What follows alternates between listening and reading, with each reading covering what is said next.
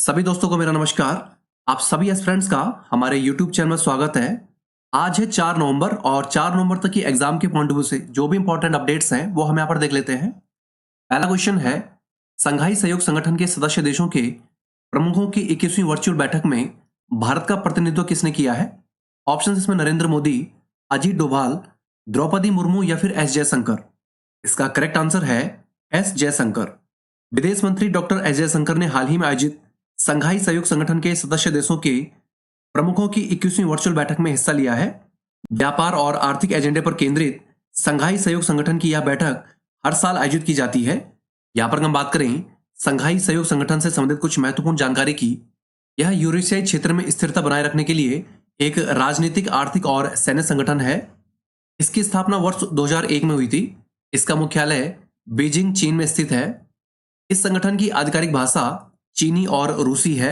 चीनी राजनयिक झांग मिंग ये वर्तमान में संघाई सहयोग संगठन के महासचिव हैं। संघाई सहयोग संगठन से संबंधित करंट अफेयर्स के प्रश्न यहां पर देख लेते हैं।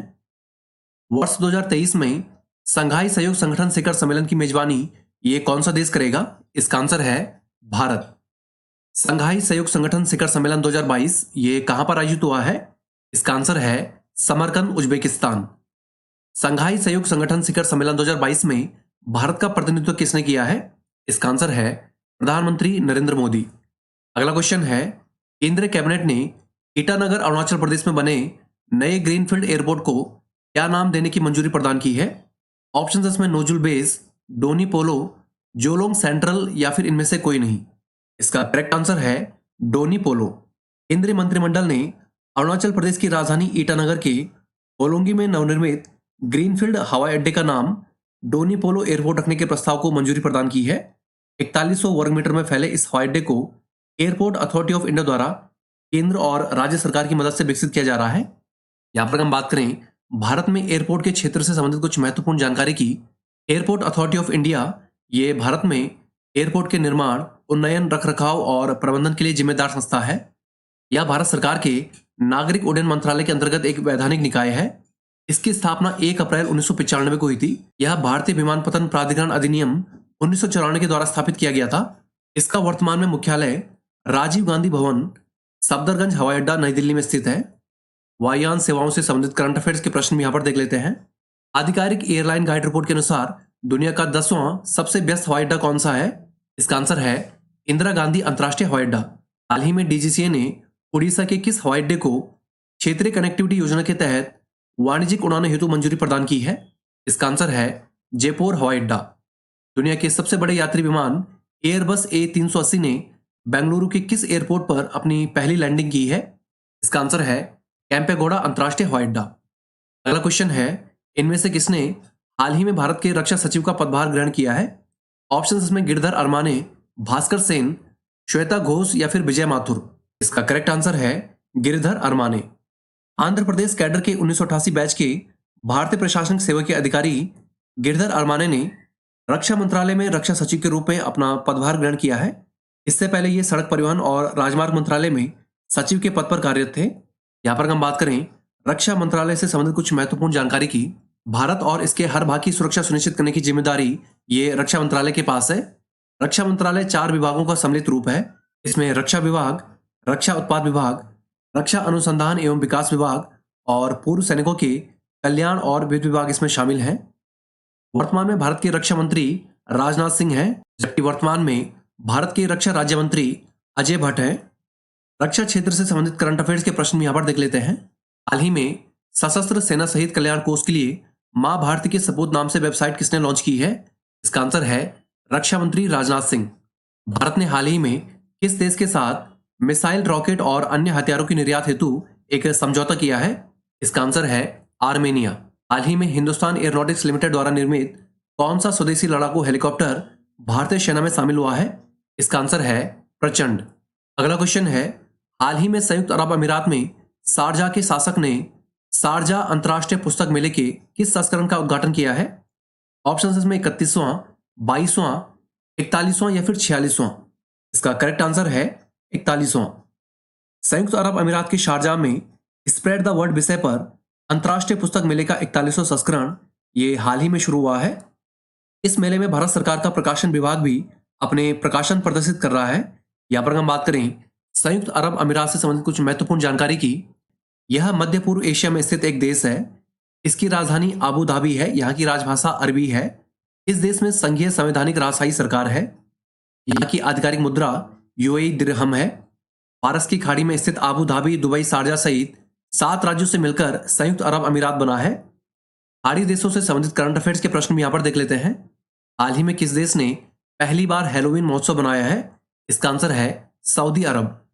हाल ही में भारतीय और अरबी शैली में निर्मित एक नए आलीशान हिंदू मंदिर का उद्घाटन कहां पर हुआ है? इसका आंसर है दुबई। इस देश में स्थित भारतीय दूतावास में महात्मा गांधी की पहली मूर्ति का अनावरण किया गया है? इसका आंसर है ओमान।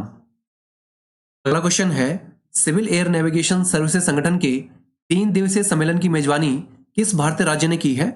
ऑप्शन इसमें गुजरात, महाराष्ट्र, गोवा या फिर केरल। इसका करेक्ट आंसर है गोवा।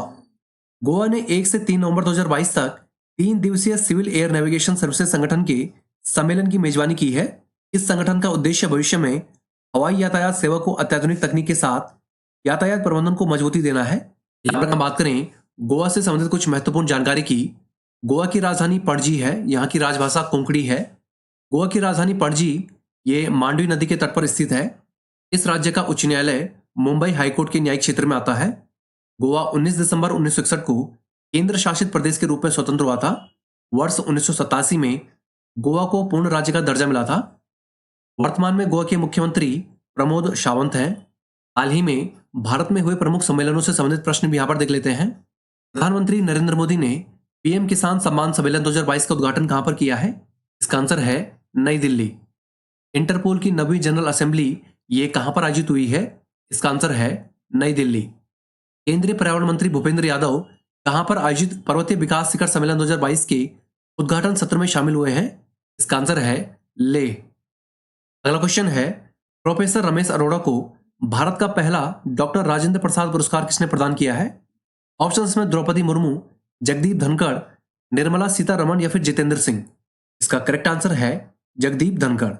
जयपुर के प्रोफेसर रमेश अरोड़ा को उपराष्ट्रपति जगदीप धनखड़ ने भारत के पहले डॉक्टर राजेंद्र प्रसाद पुरस्कार से सम्मानित किया है। भारतीय उपराष्ट्रपति द्वारा यह पुरस्कार हाल ही में हुए एक सम्मान समारोह में प्रदान किया गया है। यहां पर हम बात करें भारत के उपराष्ट्रपति से संबंधित कुछ महत्वपूर्ण जानकारी की।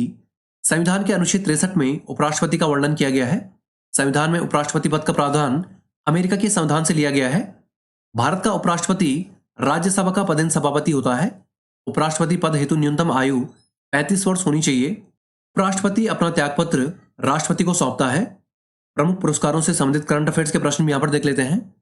हाल ही में किसने अमेरिका में भारत का तीसरा सर्वोच्च नागरिक सम्मान पद्म भूषण ग्रहण किया है? इसका आंसर है सत्य नाडेला। केंद्रीय वित्त मंत्री निर्मला सीतारमण ने हाल ही में किस कंपनी को बिजनेस लाइनर का change maker of the year पुरस्कार प्रदान किया है? इसका आंसर है भारत बायोटेक। बिजनेस लाइनर का iconic change maker of the year पुरस्कार ये किसे मिला है? इसका आंसर है मिताली राज। अगला क्वेश्चन है किस अंतरिक्ष एजेंसी ने हाल ही में विश्व के सबसे शक्तिशाली रॉकेट फॉल्कन हैवी को लॉन्च किया है? ऑप्शन इसमें इसरो, नासा, सीएनएसए या फिर स्पेस एक्स। इसका करेक्ट आंसर है स्पेस एक्स। स्पेस एक्स ने दुनिया की सबसे शक्तिशाली सक्रिय रॉकेटों में शुमार फॉल्कन हैवी को फ्लोरिडा स्थित नासा के कैनेडी स्पेस सेंटर से लॉन्च किया है। इसमें स्पेस एक्स द्वारा अमेरिकी स्पेस फोर्स के सैटेलाइटों को भेजा गया है। यहां पर हम बात करें स्पेस एक्स की। स्पेस एक्स अमेरिका में स्थित एक निजी अंतरिक्ष परिवहन सेवा प्रदाता कंपनी है। वर्ष 2002 में अंतरिक्ष परिवहन लागत को कम करने के उद्देश्य से एलन मस्क ने इसकी स्थापना की थी। इसका मुख्यालय हैथॉर्न, कैलिफोर्निया में स्थित है। स्पेसएक्स अंतर्राष्ट्रीय अंतरिक्ष स्टेशन तक मानव को पहुंचाने वाली पहली निजी कंपनी है। स्पेस टेक्नोलॉजी से संबंधित करंट अफेयर्स के प्रश्न यहां पर देख लेते हैं। नासा का ड्रैगन फ्लाई रोटरक्राफ्ट ये किस ग्रह के प्राकृतिक उपग्रह का अन्वेषण करेगा? इसका आंसर है शनि। भारतीय प्रौद्योगिकी संस्थान मद्रास के शोधकर्ताओं ने किस एजेंसी के साथ मिलकर अंतर्राष्ट्रीय अंतरिक्ष स्टेशन में सूक्ष्म जीवों की परस्पर क्रिया का अध्ययन शुरू किया है? इसका आंसर है नासा। इसरो ने अपने सबसे भारी रॉकेट LBM-3M2 द्वारा किस स्थान से 36 उपग्रहों को सफलतापूर्वक स्थापित किया है? इसका आंसर है श्रीहरिकोटा। अगला क्वेश्चन है भारतीय रिजर्व बैंक ने भारत के पहले डिजिटल रुपए पायलट प्रोजेक्ट को कब लॉन्च किया है? ऑप्शन इसमें 31 अक्टूबर 2022, 1 नवंबर 2022, 2 नवंबर 2022 या फिर 3 नवंबर 2022? इसका करेक्ट आंसर है 1 नवंबर 2022। भारतीय रिजर्व बैंक ने 1 नवंबर 2022 को digital currency digital rupee wholesale segment का पहला पायलट परीक्षण किया है। इस पायलट प्रोजेक्ट में भारतीय state bank, bank of Baroda, union bank of India सहित कुल 9 बैंकों को चुना गया था। यहाँ पर हम बात करें भारतीय रिजर्व बैंक से संबंधित कुछ महत्वपूर्ण जानकारी की। भारतीय रिजर्व बैंक ये देश का केंद्रीय बैंक है। इसकी स्थापना 1 अप्रैल 1935 को हुई थी। इसका राष्ट्रीयकरण 1 जनवरी 1949 को हुआ था। इसका वर्तमान में मुख्यालय मुंबई में स्थित है। भारतीय रिजर्व बैंक के गवर्नर का कार्यकाल ये 3 वर्ष का होता है। वर्तमान में आरबीआई के गवर्नर शक्तिकांत दास हैं। बैंकिंग क्षेत्र से संबंधित करंट अफेयर्स के प्रश्न यहाँ पर देख लेते हैं। हाल ही में भारतीय बैंक संघ के नए अध्यक्ष कौन नियुक्त हुए हैं? इसका आंसर है अतुल कुमार गोयल।